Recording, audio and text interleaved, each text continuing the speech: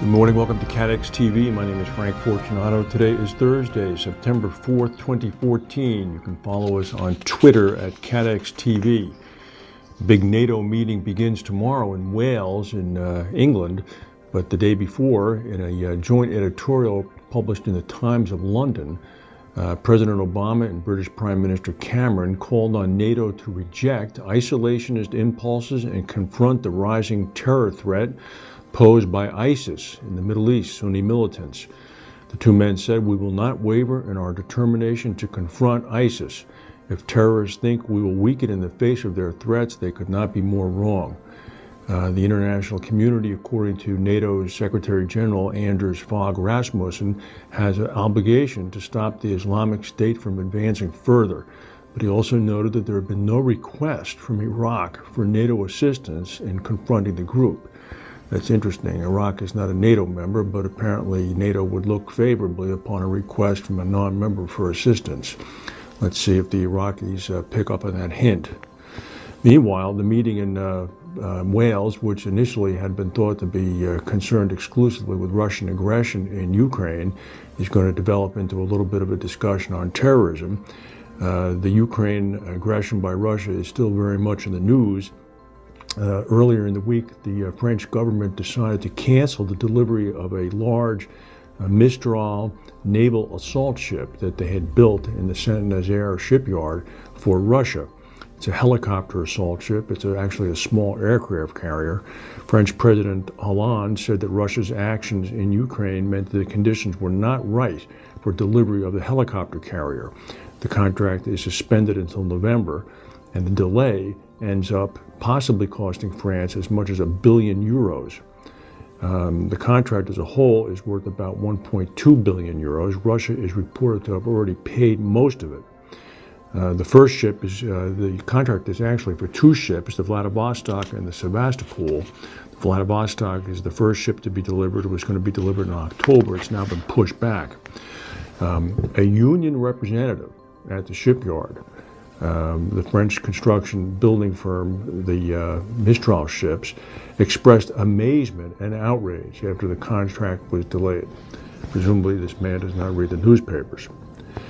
Last evening in London, there was the annual Lloyd's dinner, and the Lloyd's chairman, John Nelson, called on Scotland to remain part of the United Kingdom. And he warned about the growing dangers of isolationism and protectionism around the world. The Scottish independence referendum is scheduled for September 18th. Nelson said it is in the interest of the entire Scottish population, and indeed the wider population, the wider British population, all 65 million of us who inhabit these islands, that the Union stays together. Nelson also spoke unequivocally in his support of ongoing UK membership in the European Union. The rating agency Fitch said that the presence of alternative capital could permanently erode the profit margins of traditional reinsurers.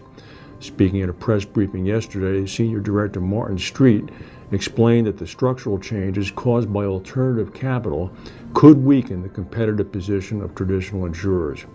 He said that over time, if alternative capital that has come into the market stays in a meaningful way, the expectation is that we could see a permanent erosion of profit margins. He then added that Fitch expects that the alternative capital will remain in the marketplace for quite a long time to come. Well, the Islamic militants have been in the news, but al-Qaeda has not been. They seem to have been eclipsed by ISIL. However, al-Qaeda made some news today when al-Zawahri, their leader, announced that they were expanding into India. He said that his goal now is to bring Islamic law to the entire subcontinent and wage jihad against the enemies. At least 3 Indian states with large Muslim populations have been put on alert in wake of a video released by al-Zawahri, although there is no indication of any increased security presence. In Norway yesterday, during a construction project on constructing a railway underpass on the National Road number 7, a dynamite explosion occurred, killing 3 people. As of right now, actually this occurred earlier today. Police have quickly put up a no-fly zone over the area, and they are waiting until the situation stabilizes until they can get in there. The 3 people killed apparently are Norwegian construction workers. There was a major power outage that lasted 2 hours earlier today in Cairo. It disrupted water supply, banking, and rush hour metro services. All 3 metro lines have now returned to service. The electricity minister said that maintenance work and efforts to shift power loads in some areas of Cairo had only compounded the problem.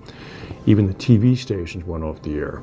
The blackout also affected the coastal city of Alexandria.